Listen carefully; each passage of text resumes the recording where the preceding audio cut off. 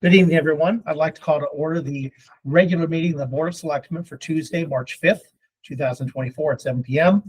It's now 7 p.m. We'll start with the Pledge of Allegiance, please. I pledge allegiance to the flag of the United States of America and to the republic for which it stands, one nation, under God, indivisible, with liberty and justice for all. Great. Any public comments? No. Right there. Okay. Correspondence? None. Okay. Let's go to the approval of minutes. I move that we approve the Board of Selectmen special meeting minutes from, well, the stamp is over it, February 6, 2024. Second. Any discussion? Right minds, all in favor, say aye. Aye. Opposed? Motion carries unanimously. I move we approve the joint special meeting minutes from February 6, 2024. Second. Any discussion? All in favor, say aye. Aye. Aye. Any opposed? Unanimous. I move that we approve the joint special meeting minutes from February 8, 2024. Second. Any discussion? Seeing none, all in favor, say aye. Aye. Aye. Opposed? Motion carries. I move we approve the special meeting minutes from February 14th, 2024. Second. Any discussion? Seeing none, all in favor, say aye. Aye. Aye. And motion carries unanimously. I move that we approve the joint special meeting minutes from February 20th, 2024. Second. Any discussion? See none, all in favor, say aye. Aye. Motion carries. I move that we approve the Board of Selectmen special meetings from February 20th, 2024. Second. Any discussion? See none, all in favor, say aye. Aye. Aye. Motion carries unanimously. I move that we approve the Board of Selectmen special meeting minutes from February 22nd, 2024. I was absent, Richard. Second. Any further discussion? Okay, all in favor, say aye. Aye. Abstentions? We have one abstention. Excellent. Reports. So I'm going to try to kind of bring back a little bit the first select report, at least once a month. First thing is, if you'll notice that I have kind of put together the agenda a little differently with headings. So if you look at the headings, we started with approval of minutes, reports, unfinished business, new business. Really, this is more in line with what Robert's Rules has. So I figured we'd break it up for more like Robert's Rules and give it a try and then break up our business that way. As far as the other things in my report, I had office hours this week. I'd say the two big issues that came forward and two residents. One was a push for pickleball. We've been getting a lot of requests about pickleball. The reason I think it's important is there's about 140 people already signed up who want to do it. The big issue we have, of course, is our tennis courts. Right now, the tennis courts up at the high school are really in bad shape. I'll get to it. We'll talk capital plan later, but I actually saw a picture of them this week, and we are to the point that next year we will not be able to have competitive play on the courts, and we'll have to send our kids somewhere else. It's kind of at that point. So we'll talk about that later. But pickleball is a big request. The other thing, I had somebody in talking about senior tax relief, asking again that we do something to help the seniors out in town. Whether we can raise that minimum amount off the top of their taxes one of these days, but we could put that on a future agenda. But I just want to let everybody know what kind of feedback I'm getting. Tomorrow is the strategic planning, we'll call community meeting that we talked about. Sage leadership will be here between, I will say between 4 and 9 p.m. At 4 to 5 p.m. we have our scribes getting trained on a template to be able to take notes for the event. From 5 to 9 p.m. we have 35 attendees. Let's say maybe 36, but the goal is between 30 and 40. We have a wide variety of folks from all kinds of different parts of town participating. I'll go in and I'll do an introduction and then I'm out the door. I'll hang in my office, do some work, and then help with cleanup at 9 o'clock. So I just want to let you know that is on track. Later in the week, I'm going to be meeting with the chair of Board of Finance, the Democrat leader of the Board of Finance, Bob and Frida, and the independent. So they will have a quorum, and we're going to start talking about just capital planning priorities. I've asked all the departments to get me a better list, I would say a prioritized list of where we are, and just kind of start having that conversation about a long-term plan. Whatever I learn at that, I'll bring back for the report at the next board of selectmen meeting, which we'll have to talk about that as well with the public hearing coming up. I'm gonna skip this. I'm meeting with the Bethel Patriotic Association next week. I've already had one meeting with one of the president or whoever. Getting ready for Memorial Day Parade. I have formally requested a flyover from the United States Air Force, so we'll see if we can get something from it. But they did get our application and their process. The FAA is processing right now, and we'll know. We'll see. Yeah, because we're small potatoes. The good news is we have our parade a week before Memorial Day, which actually is great because they wouldn't be taking any more requests at that point. So that's something we're working on. Next week, we're going to have a department head meeting. One of the things you may or may not notice, they put all the salaries of all the folks in town in the News Times. It's actually creating quite a stir as people see what other people make.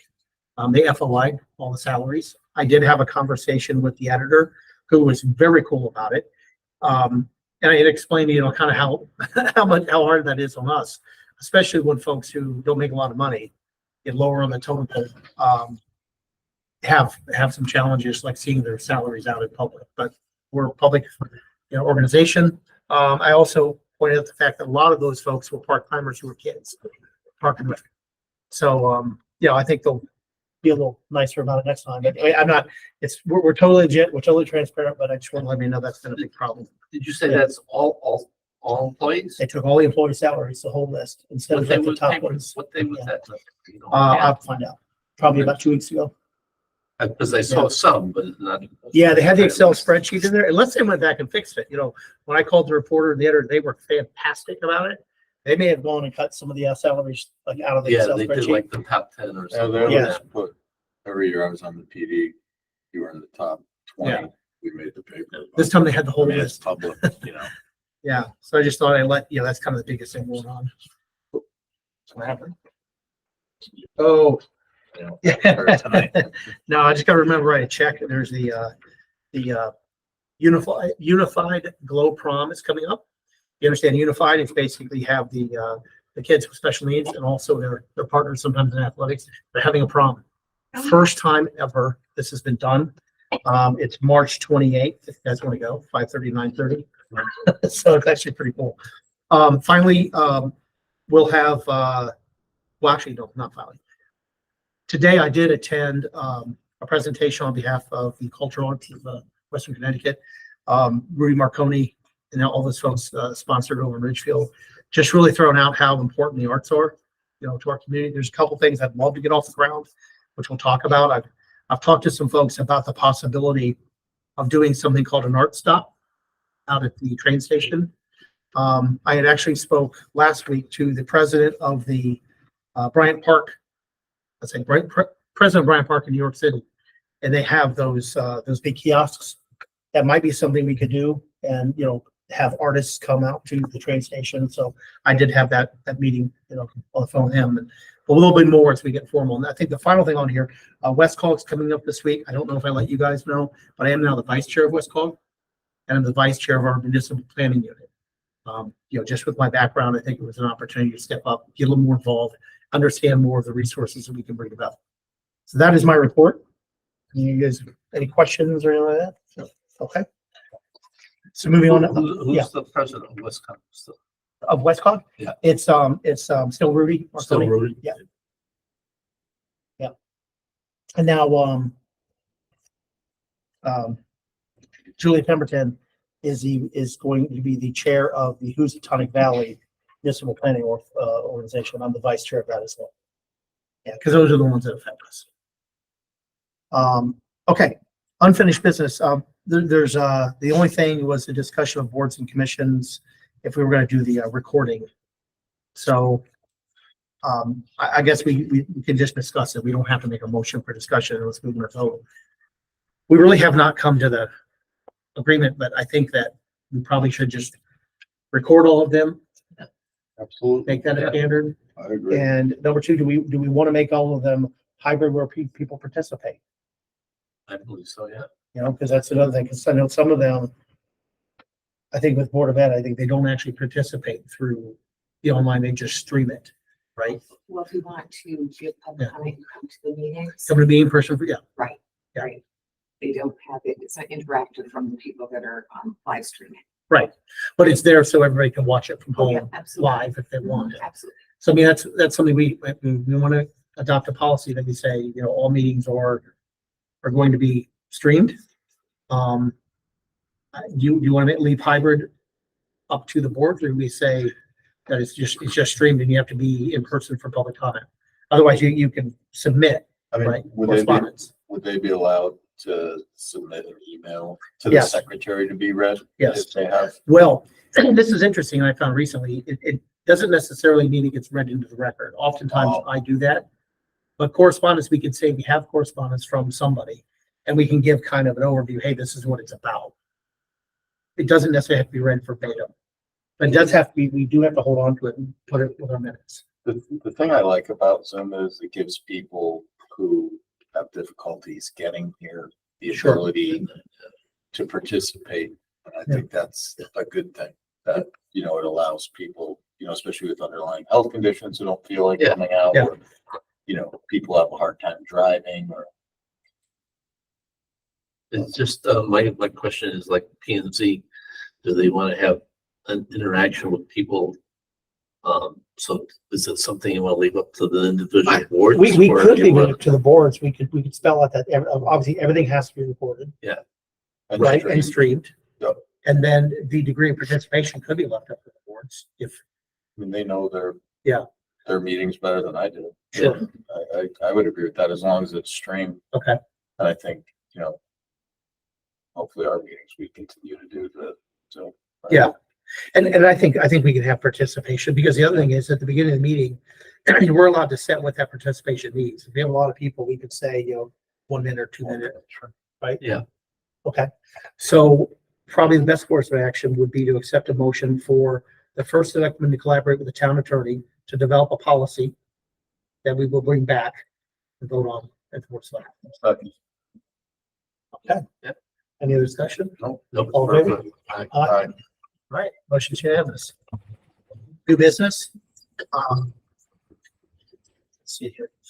That's right. I am going to go ahead and add on now 2 items to the agenda, if it's okay with you guys. So after consideration of creating a Bethel Service Award, I will add on, I'd like to add a motion to add on that we appoint Charles Andres from Barclay and Damon to be the special counsel for land use in the matter of 19 Midway. Is that Avenue? Drive, it's a driveway. Okay. I think that's probably needed a motion. Second. And so we'll add that. Was this like a planning and zoning thing or something? Yeah. Okay. I'm sorry, Dan, did you vote? No, we just added it to the Okay. agenda. Any other, I I mean, second it. Yeah. Okay, so we did add it to the agenda. One of the things, I mean, we've always been voting to add it to the agenda. If you look at Robert's rules, we don't really have to vote to add it to the agenda. We can ask for new business. But I think this is the way we've always done it, so I'm gonna kind of hang with it. Okay.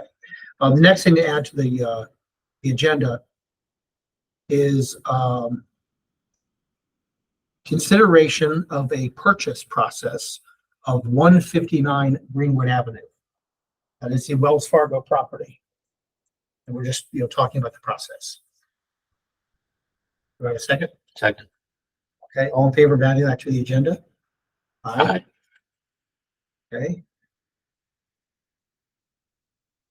And finally, we do, I think, technically have to add to this, a selection of date and time for the next meeting. Do we know if we just have to add that, or can we state it? Because at the next meeting, we're gonna have to create a special, because we already have something we're discussing adding on before the public hearing, so our regular meeting can't take place. So maybe we want to discuss that here. So the next meeting is March 19th, 7 PM. Same time as a public hearing for the Board of Finance, the big one, for the budget. We're trying to have a presentation before that, which we'll talk about here later at 6 PM. So at some point, we have to do a meeting in March. So we're going to have to set that. We just set that at there, or should we put it in an agenda item? It's, Okay. it's in the agenda. All right, so we want to put everyone down to John. Okay.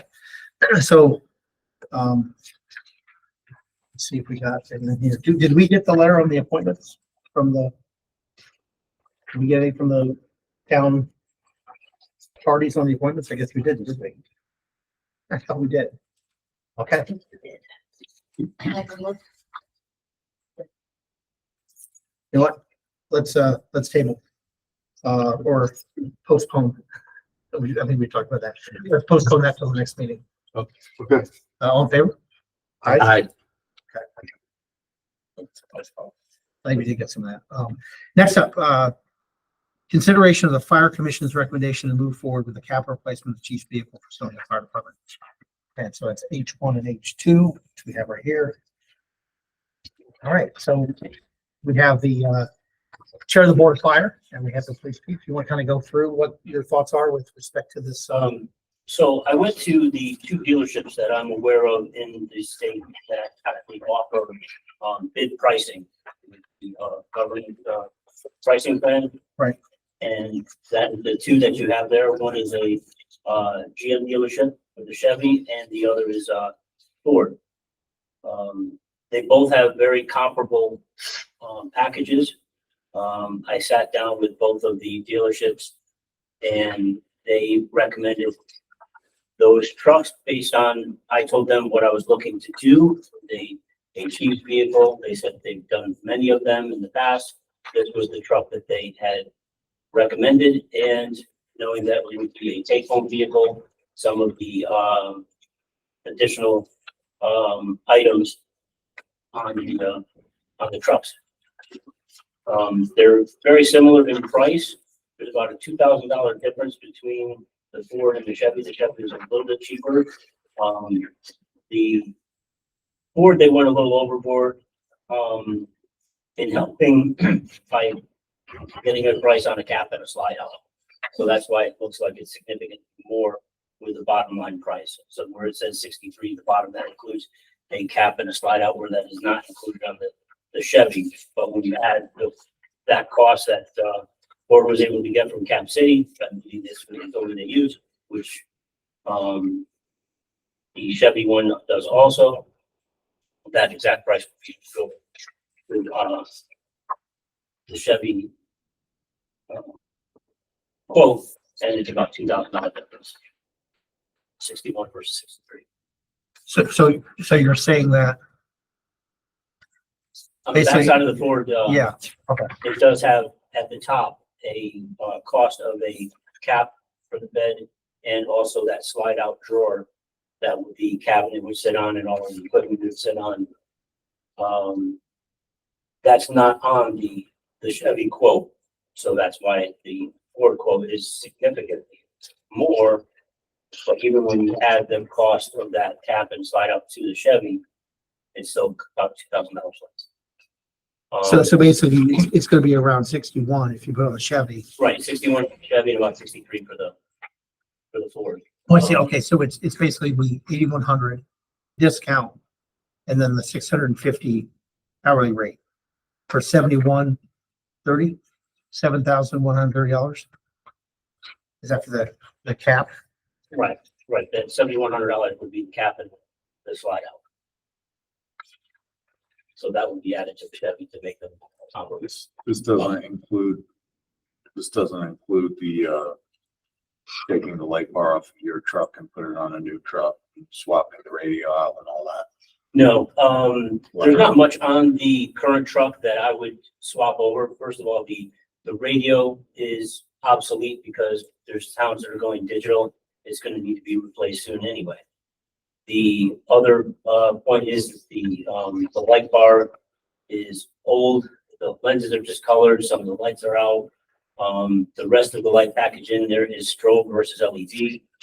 It's not the high intensity lighting that they have now. What's the cost to put the light bar lettering and everything on your truck? I thought we were doing this in 2 stages, but I am in the current process of getting quotes for the upfitting. I just got one from Precision Mobile Electronics in Ridgefield, and they gave me a quote of upfitting, iPad mounting and graphics totaling, $39,953.54. 39,000. So that, 39,000 for just the graphics and what? the graphics, the iPad mounting and the lights, the sirens, the cabinet.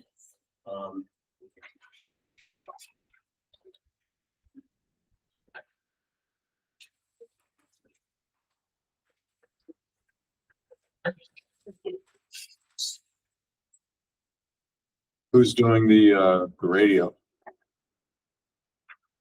The radio hasn't been ordered yet, so that was gonna, hold off on because of, they're about a year out. A year out to get a radio? Yes. And who do you use for that? Norcom. I got a quote for that for $14,000 for 2 radios and 4 heads. Did you check with MHQ on any of this? I mean, that No. MHQ, they do a tremendous amount of these type of vehicles. I have an appointment, Thursday to go down to, Fleet Auto in, West Haven. West Haven, yeah. One of the reasons why I was looking, leaning towards going with, this Ridgefield is they just did an exact truck that I was, trying to duplicate for Brookfield. So if I went with the Chevy, they already have the design of the box, the design of the, specs so that the cap that fits a Chevy, they have the dimensions of that cap. They know how much it has to taper in for the side boxes of the cap. It would be very easy for them, and there would be no design process from the company that manufactures the custom boxes. And it already would be customized for the same, we basically carry the same equipment, the Jeep and myself. So on the Ford that they were spec'ing the cap, does that interfere with your boxes that are gonna be put onto it, or? It would have to go back to the manufacturer and have them, we'd have to take measurements because we don't currently know what the measurements are for the Ford. I just know that the Ridgefield upfitter has done that exact same truck with a Chevy, with a cap that fits a Chevy, and that box was designed for a Chevy. So I would have to go back and get the measurements of what the cap would be that fits a Ford to make sure they don't have to, you're totally talking inches or half an inch. Yeah. But I don't want anything to get caught when sliding it in and out. So that would be an additional design check. I mean, if you don't mind. Please. I mean, a couple things that, I would just like you and the fire commission to consider, is one, on whatever vehicle we end up getting, I don't think a 3-year, 36-month warranty is really the best idea, unless they won't provide an extended warranty on the state bid, which I don't think is the case, because I don't believe you're going to keep this vehicle, whatever vehicle we decide, for 3 years. I should hope that it's a vehicle that you're going to keep for quite a while. Well, the current one's about 19 years. This is my point. They provide extended warranties that are a great insurance policy on these new vehicles. If the computer goes or anything like that, you're looking at thousands of dollars for a repair.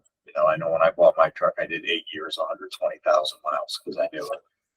The other thing I'd ask the fire commission to look into, and maybe come back to us unless, you guys are ready to vote on this evening, would be the possibility of something along the lines of a Chevy Tahoe, an SUV type vehicle.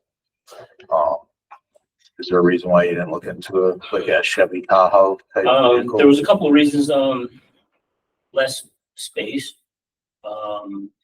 The industry right now is trying to keep the turnout gear out of the passenger compartment of vehicles because of the carcinogens and cancer causing chemicals that could possibly be on it from a structure fire. The price difference isn't considered extravagant between a SUV and a truck, but you do gain a lot more as far as the slide out. It's almost going to be almost double in size. Plus, with a crew cab of a truck, you're getting the best of Tahoe plus the cargo space. Because it's going to have that passenger compartment to utilize for, 4 or 5 people that can be transported either to training, to classes. Well, the Tahoe can carry. Right, well, that's what I'm saying. You're going to get I mean, what a seven. Tahoe offers plus more. Um, That's my point. I just, for myself, just because, and I'm being very sincere, I think you need a new vehicle. I'm not gonna argue the fact that a 19-year-old vehicle shouldn't be replaced in the fleet. I'm just looking at the total picture of what do we have coming up? We have ladder truck, we have other trucks, we have, basically probably $10 million of capital. Insane. So I would just appreciate it if, you guys can go back and give us some other options that would work. And, maybe look into, like I said, the Chevy Tahoe, Ford Explorer. Because bottom line, this truck right here, by the time we purchase it and outfit it without the radio, we're over 100K, Yeah, 101,000. 101,000. And again, no one's arguing the fact, that the vehicle shouldn't be replaced. Okay, I don't want anyone walking away from here thinking that we think you should be driving a 19-year-old vehicle. Nobody's saying that. But I think if we had, just explore the options and come back and, let us know what you think. Well, and the other part of the other part of this, we've been back and forth. We talked about this, and I think we've talked about this, is what is this vehicle supposed to be? Right? We've talked about that. You're setting this up as a rescue vehicle.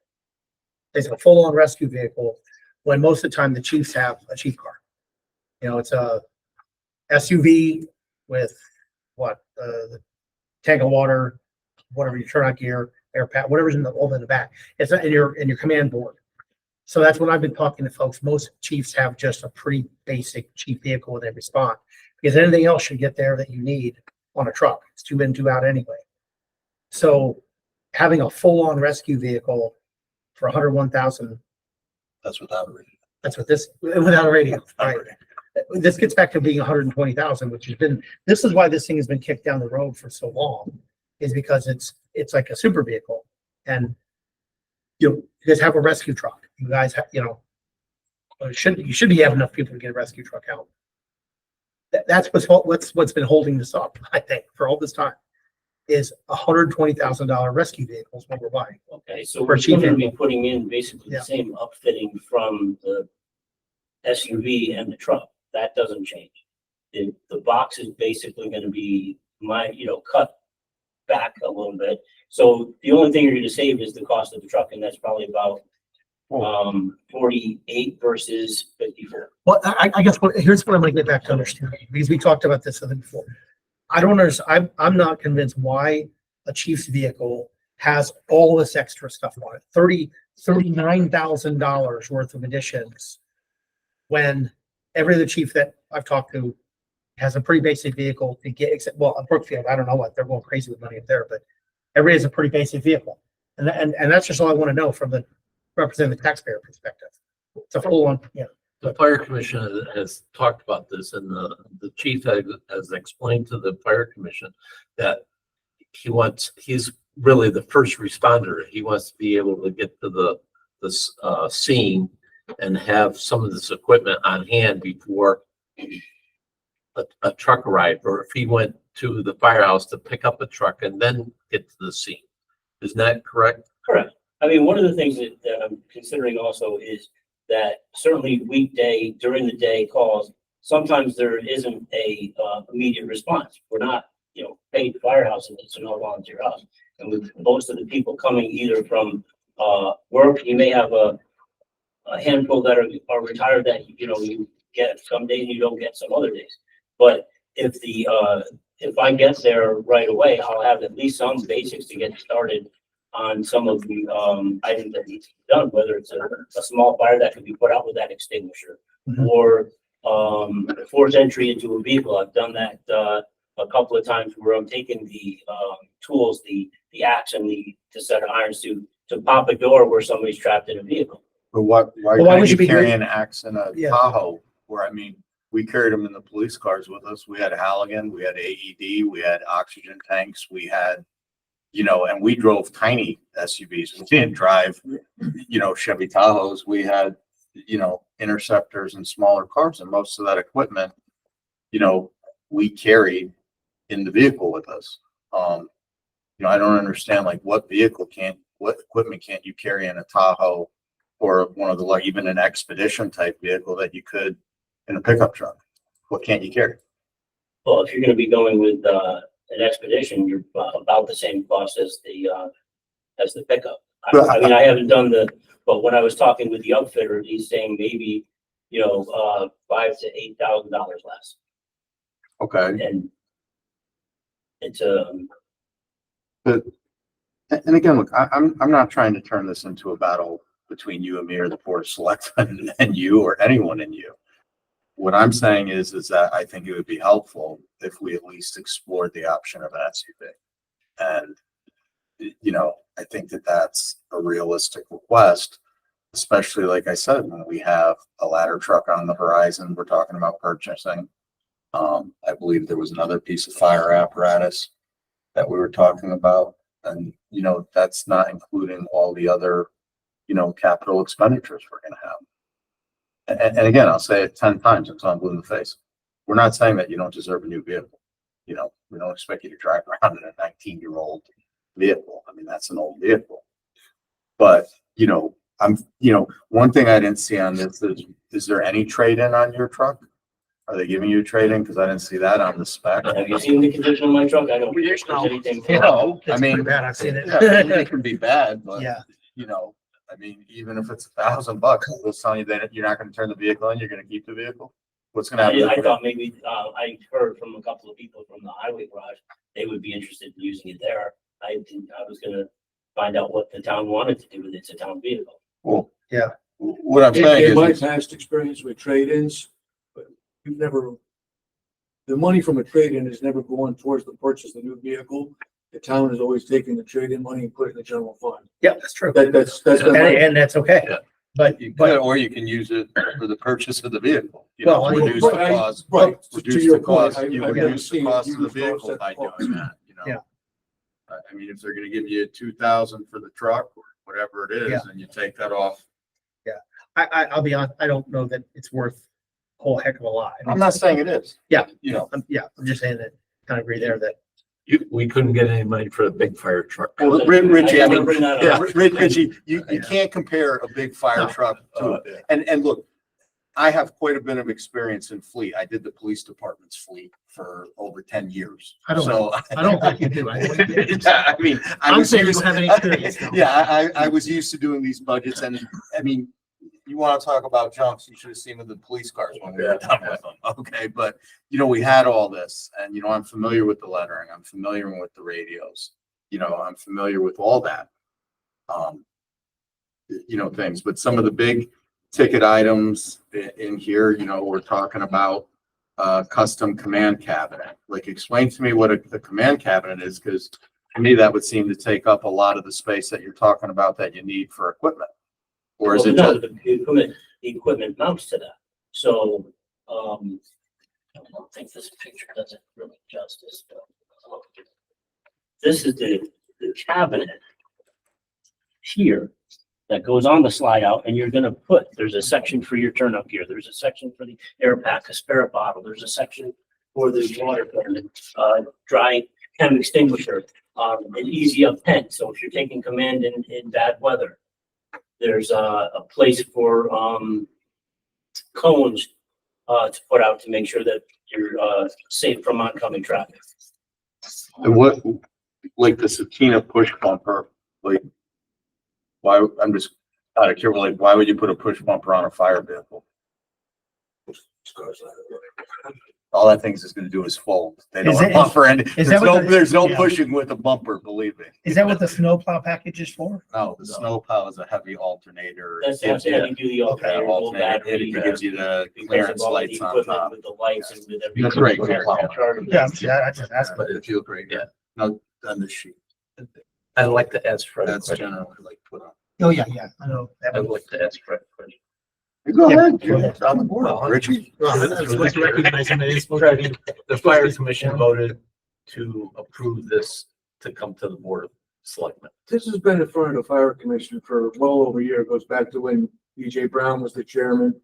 And we pushed it to the board of selectmen. I believe this is the third time now. And we've never gotten a response back to whether it's yes, no, maybe, it's too much money, it's not enough money. So we never really had any direction. So when I took over as chairman in January, I said, all right, well, let's push this item to the board of selectmen one more time and at least get an answer. So that's where the fire commission stands on it right now is we're looking for, Yeah. It's been on our agenda numerous times and we're just looking for direction. Is it a yes? Is it a no? Or is it too much money? Do we need to come back with a smaller package? Or is it not enough money? You want to see something greater or have more money? We don't know. No to that, No, you don't want us to come back with a bigger package and more No. money. no to that. Let me make a note. You know, I I mean, mean, for, when we had originally brought this last January. Yeah. It wasn't a question of money, it was where the cost was going to come from, whether it was gonna come from ARPA or the capital non-recurring. Well, we also were discussing the money. I mean, $120,000 vehicle. No, this was even before the, This Oh, was before you even. Before me. took before office. we took office. Oh, I'm sorry. I thought it was due last January. I know we've been talking about So, the and that's when 120 it grand for a got vehicle. tabled because we couldn't agree on where the money would come from. Yeah. Not on anything about the cost. It was basically, yes, we agreed, but there was a difference on where the money would come from. So it got basically tabled until the Yeah. Board of Selectmen was back to 3, and then we kind of got stalled again. But to answer your question, as far as the push bar, I think it was just for convenience of putting lights, the siren, the custom charger on that bumper instead of trying to put it into either the grill or the body of the vehicle.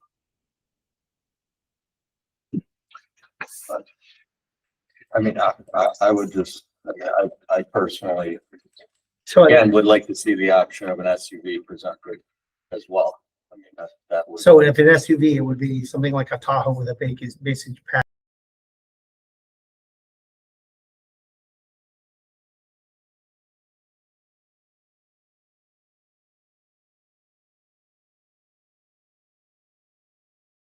The majority of that equipment could be carried in the back of a Chevy Tahoe. I mean, I did it out of an Interceptor, which is a little, tiny 4-door police car.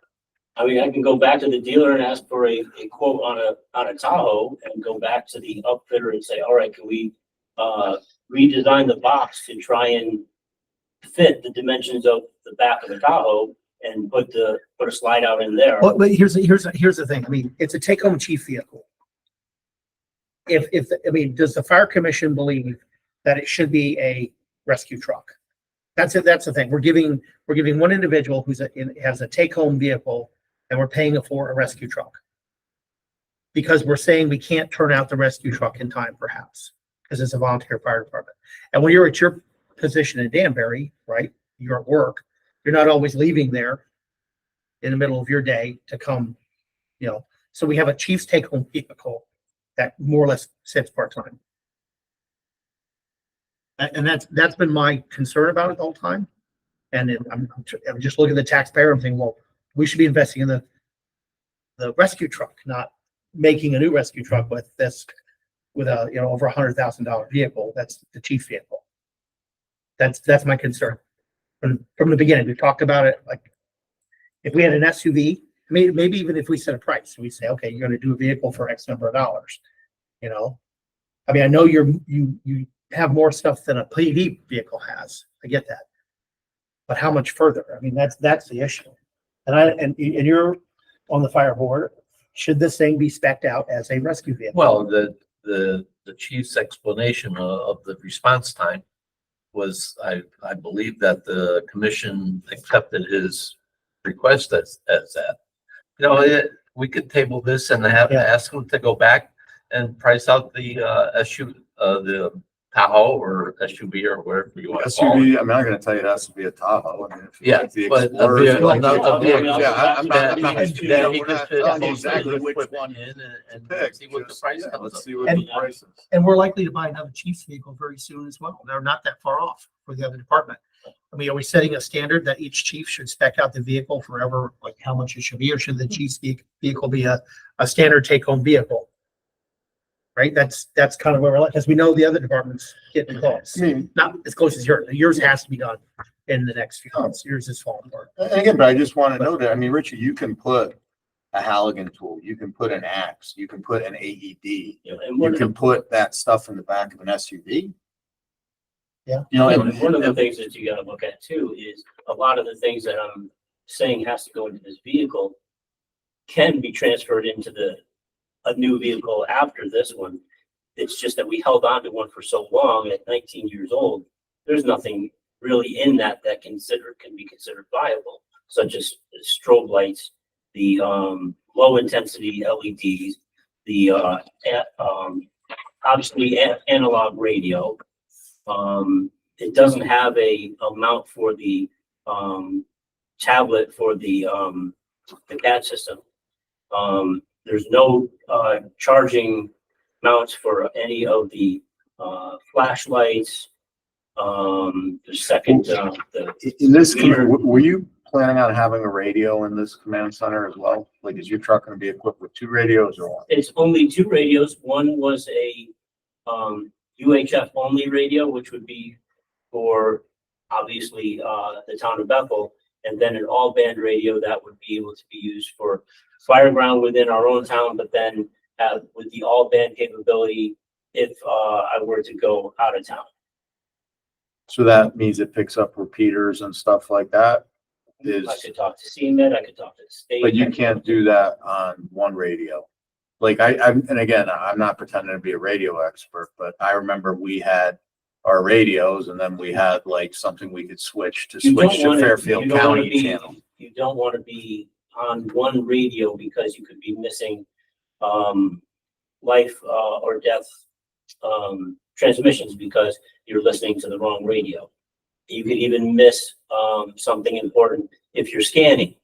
Okay, so when you scan to one and it actually picks up a transmission, now you're not going to listen to somebody that's having a mayday in the building. But both radios are in the cab of the truck. They're not in the command. Well, no, it was 2 radios with each radio having 2 heads, one for the front, and one for the back. Okay. That's why it was 14,000. I think it was going to be Okay. like 25,000 if I were to get all 4 individual radios. I said, no, I don't need duplication. I just want to use them. So I went with Yeah. dual heads for 1 radio. So I think with your point, you'd like to see a fire commission come back with the idea for a Tahoe Or, or what? or, it doesn't matter to me. An And you guys alternative. meet next week, right? Yeah. We need on the 13th. Okay. I'll make a motion that we table, the purchase of the command vehicle, refer it back to the, fire commission for review and to come up with an alternate or an alternate viable, alternative. And then come back to the board of selectmen at our next regular meeting. Or special. Well, or the special. Yeah. meeting, or the set. I'll second that. Any further discussion? Seeing none, all in favor? Aye. Aye. Any opposed? Motion carries. So next week, his charge is to really look at this, give a couple more options, because I do want to wrap this up. I mean, this has been going way on too long. You need a car. You need a car. We're not saying that. I think we're looking at the overall price of what we're going to expect. So we have to find another one at South Street. So. All right. Okay.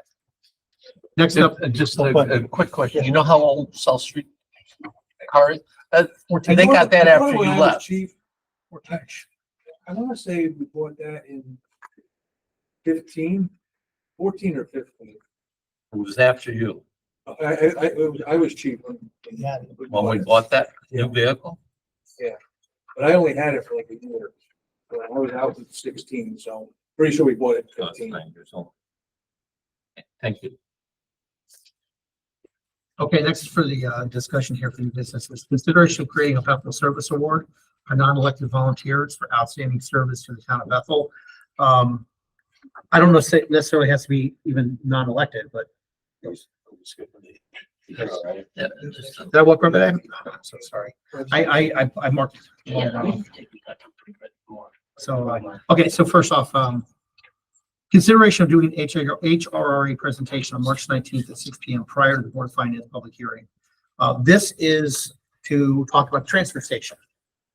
I know we've talked about it. It came up in the Board of Finance, it came up on our board about, looking at the transfer station and, what can be done to make it a little more profitable, including, privatization, whatever we want to look at. So, I talked to HRA about it. They were, the executive director was interested in coming out and doing a full-on presentation and going through all the numbers, like what we pay to get rid of stuff. What happens when other people and, pros and cons of changing it, and I think it's a good opportunity. I just kind of want to throw it to you guys and see if you want to do it. It's a great opportunity, but you think we have enough time between 6 PM and the public hearing? Yeah, Should be a standalone. it's a presentation. I don't think it's going to be more than an hour. I mean, I think meetings should not long, it should be like maybe a half-hour presentation and then questions. I don't think we're not taking any action. We're not making a stated meeting. I mean, it might even get some more people out for the public hearing that day. And we're gonna have that, That's my question. which meeting room are we gonna have that? At the school. It's gonna be the Bethel High School. So that's where this is gonna be. That's where this will be if we're gonna do it. And I mean, I guess we could formally vote on doing it. It's more of a just ask for them to come in. We could make a motion and actually vote on doing it if you want. What do you think? Yeah. Fine with it. I think it'd be good. So I move that we ask HRRA to come in and do a presentation on our Bethel Transfer Station on March 19th, 2024 at 6 PM at the Bethel High School. Second. Okay, all in favor? Aye. Okay, motion carries. I will set that up. Or confirm, I should say. Okay, next up is for discussion is the creation of a Bethel Service Award. And we put non-elected volunteers. I'll have to go back and look. So this came to us as a recommendation through the Economic Development Commission. They've had a member who's been there for a long time who left the commission, somebody in town who's been doing a lot of work. And it's something I would say but we've, in the building here, we've kicked it around. We've moved the Bethel High School Alumni Hall of Fame to the Municipal Center at their request. And it's right outside the GP room on the right-hand side. And we've talked about doing something that was for all Bethel residents. You don't have to be an alumni, it could be anybody on the left side. Whether you want to call it a Hall of Fame, whether you call it a service award, name it after somebody, we can do all kinds of stuff with that. So I think it's an incredibly great idea. Yeah. I mean, I don't know if We you have guys, a lot of people in town that yeah, donate a lot of their time for the betterment of the town, or it would be appreciated. pick an annual Yeah. award winner would be the idea. Any thoughts on whether we would name it after somebody? We can come back to that too. I mean, we could put a committee together. I could ask some people in town, come up with some ideas for the next meeting. Unless you guys have something off the cuff that you'd be interested in. I kind of like the Bethel Service Award. Okay. Not even naming it after. Sure, Bethel Service Award. Bethel Service Award for whatever you say, outstanding Okay. community service to the, town of Yeah. Bethel, dedicated, however, but I mean, I don't think we have to name it after someone. I think just Bethel Okay. Service Award. Okay, so, Because there's probably a lot of deserving people we could name it after. and then who, yeah, Who do you pick? yeah. I would say Mary Churchill, but the problem is usually when you do a service award, you gotta be dead. And I'm glad she's, what? You gotta be dead. An award named after you. So I don't wanna jinx it.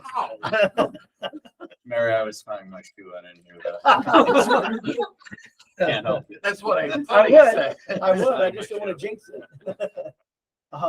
So I guess, I mean, we could have a motion that would instruct the first selectman to, work with the departments to come up with a criteria. Yeah. For what the award would be. Absolutely. And, Second. okay, and all in favor? Aye. Okay, so we'll come up with a criteria and present it back to the board of selectmen. Okay. That would include, like what it's for. And the selection process.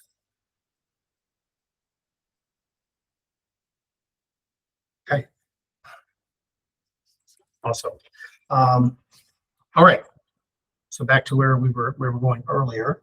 I'd like to make a motion that we appoint Charles Andres from Barclay and Damon. Did I say it correctly? Yes, you did. I Oh. would just like to, can we make that subject to acceptable review of his firm's engagement letter? We haven't gotten that yet. Oh, okay. So we can Gotcha. appoint that. I think we just want to be able to check that. Okay. So I make a motion that we I make a motion that we appoint Charles Andrus as a special land use counsel from Barclay and Damon for the 19 Midway Road appeal. And that is contingent upon the accepted review Of his of engagement the letter. engagement letter, which we don't have yet. Okay. It's Midway Drive. Pardon me? It's Midway Drive. Is it okay? I believe it's I'm Midway gonna say Drive. road. Yeah, Am I I'm gonna wrong? put that drive. It is right. That is Drive. I know. I had one of those days. What's that? Okay, so I amended that to drive. Any other discussion on that? I thought you said it's 8:30 G.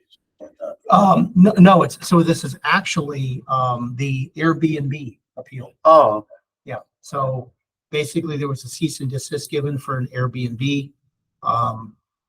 Now the zoning board wants to know their opportunities, or like how they handle this. So they want to be able to talk to a special counsel, like where they do go next. sounds reasonable. What was the B&B on? Yeah, the B&B was on 19 Midway Drive. It's been basically rented out and there were a number of complaints and issues. And so they went and issued a cease and desist. And then of course the owner of the property, is appealed. Whatever we've been told, I'm not that familiar with. Yeah. Yes, that sounds right. Oh, it's not a bed and breakfast, it's an Airbnb. Airbnb. Oh, so like where Yeah. you rent a room for the. Right, and then- Oh, okay. And so, I thought you said bed and Oh, breakfast. okay. I'm like, oh, that's a Airbnb. different No, thing. not a B&B. I thought it was a B&B. No. I was like, oh, really? So Nice. there's and just kind of a way of background, there's a lot of controversy about Airbnb in many areas across the country. Because, they're often in residential areas, right? So now there's this question about whether they're commercial, whether they're non-conforming use. I mean, there's all these different things depending on what the zoning regs are. So this will give the opportunity for ZBA to actually talk to a land use attorney and review all the previous court cases. Well, thank you for the clarification. No worries. Yeah, definitely. I guess I should have done that first. I never know how much I'm supposed to say. That's all public. Yeah. So do we actually, we did not vote, did we? Okay, all in favor? Aye. Any opposed? Motion carries. Okay. Next up is consideration of a purchase process of 159 Greenwood Avenue. Okay, so maybe you do or don't know, but the Wells Fargo is closing on Greenwood Avenue. And it's going to close in May.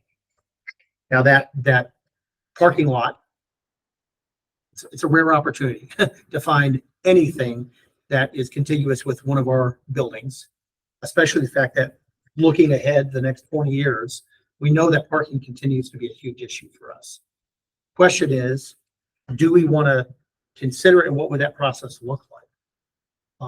If it's something from the Board of Selectmen, one of the first things we would do is we would ask P&Z for a report at their next meeting.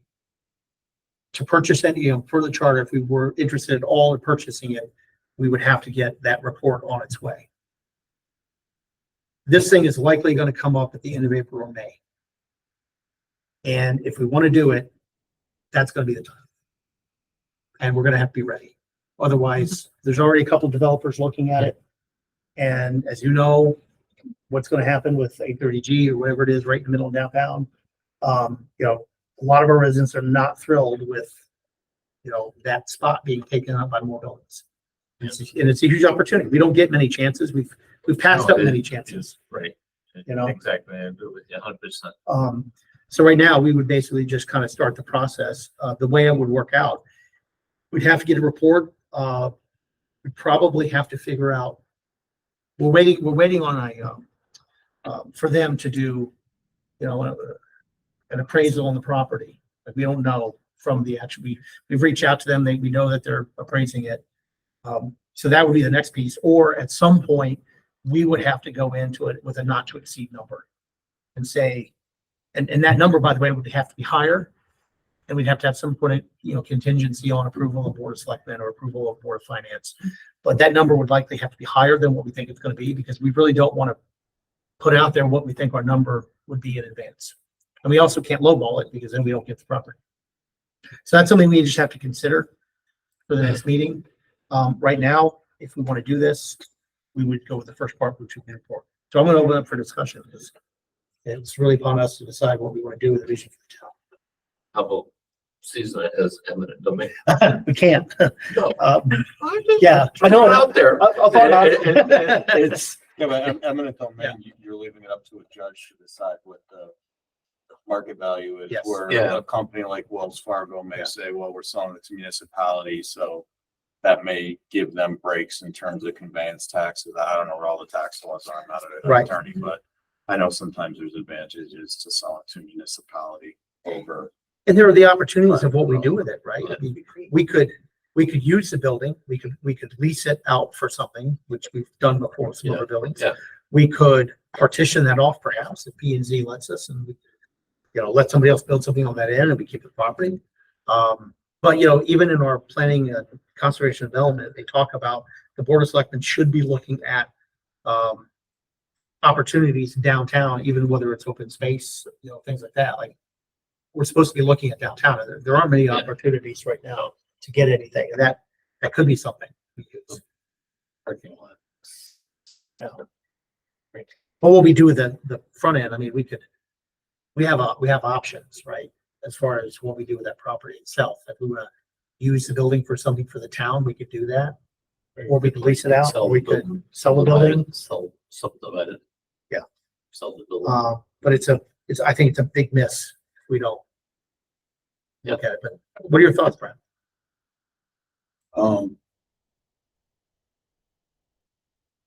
I'm not saying it's not an opportunity. Yeah. But we just talked about the amount of capital projects. Yep. We have on the horizon here. I don't think the town should ever be a landlord. I don't think we're going to be landlords. I don't think it's a good idea to be landlords. I do agree that, you know, we do need more parking. And I don't think it hurts to explore, you know, Yeah. what the cost would be. And other options, whether, you know, there's something where we lease spaces or whatever. Do you know what I mean? Mhm. I have no problem with exploring it. I'm not Okay. telling you I'm 100% bought in. No, that's okay. But I'm fine That's fine. with, I think you know, the price is exploring. too. The price. Yeah, I mean, Yeah. they could say we want 3 million. I say, Yeah. okay, it was nice knowing you. Yeah. Have a nice day. You know, Yeah. good luck. You know, my gut is Wells Fargo will look at it as an opportunity. You know, like I said, I believe in, Melanie would probably know better than I do, conveyance tax laws and all that, but if you sell to a municipality, do you still pay conveyance tax or not? I mean, there's gotta be some benefits to selling to a municipality. I'm really not sure what they are, Brian. I believe there are two. So you want a motion? So, I guess the motion would be to, for the first selectman, on behalf of the Board of Selectmen, to write P and Z a letter requesting that they do a report and they bring it up at their next regular meeting. Thank you. That sound good, Melanie? We hit all the pieces, you think? So we're gonna go ahead and just refer it and ask for the report. Ask for a report. Right. Um, To have that report, and then, of course, the Board of Finance. Part of the process, right. Here. They have 35 days to give us a report on what they think. Correct. We can include those couple of opportunities we've talked about as possibilities. You know, whether we could maybe partition off the front someday or sell that piece or lease it. I understand the landlord thing because we do have a couple of buildings. You know, Been wondering about that too. We Yeah, I own a just- couple buildings that we're landlords in. Yeah, I just never Yeah. thought it's a good idea for the town to Yeah. do. Understood. Okay, so that's a motion on the floor. Any other discussion? Okay, all in favor? Aye. Opposed? Okay, motion carries. So that, Can I just make a request? Yeah. Fred, I know you guys wanted me to stop on the vehicle. That's fine, but is there any way, like, before our next meeting, you can email me just like an explanation of what these things are so I understand better, so I'm not wasting a ton of time at the next meeting trying to figure out, you know, You're talking about on the the update, upgrades, the updated page. upgrades. Yeah, I, you know, just what the purpose is, like, you know, I know, you know, the plugs and all that stuff that you're adding, you know, the radios, the chief explained it to me that you're gonna have basically two heads in the truck and just two heads in the back, or two radios. You know, but I think it'd be very helpful to understand what Precision is doing. And, you know, I know you said you have Fleet is one, MHQ, you know, they do a lot of vehicles, fire vehicles, police vehicles, town highways. You know, it would be helpful if we got an idea and comparative bids, but just knowing what all this stuff is, because some of this stuff, you know, I don't deal with, you know. You know, super eject with cover, what's that? That's the auto injector where you're plugging the vehicle in to charge it while it's got a short line of power. And it's an Okay. auto eject, so if you turn the key, it will spring it out, so you don't even have to unplug it. It So you don't unplugs drive itself. away with what it. is it charging?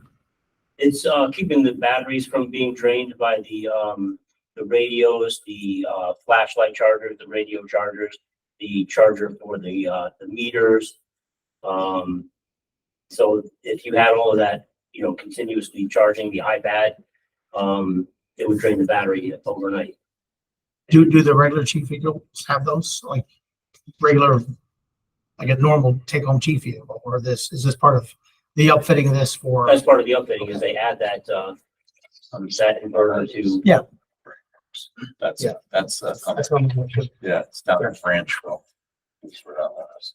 Is it easier for me to email you, Brian? Yeah, that would be great. Or you just want to? No, if you just email me and just say, hey, look, this is, so I'm not wasting time at the next meeting reading stuff saying, you know, what's a super eject with cover? I don't You know believe what I I'm have to saying? email, so if you could just write it And down actually, for if me. you would you email Mary? That Oh, way Mary we- can forward it. to That us. way we Yeah. can have it Do you have all Mary's? forwarded as correspondence. Sure. Thank you. That's awesome. Thank you. Is there any other new business? You had the March, whatever to talk about.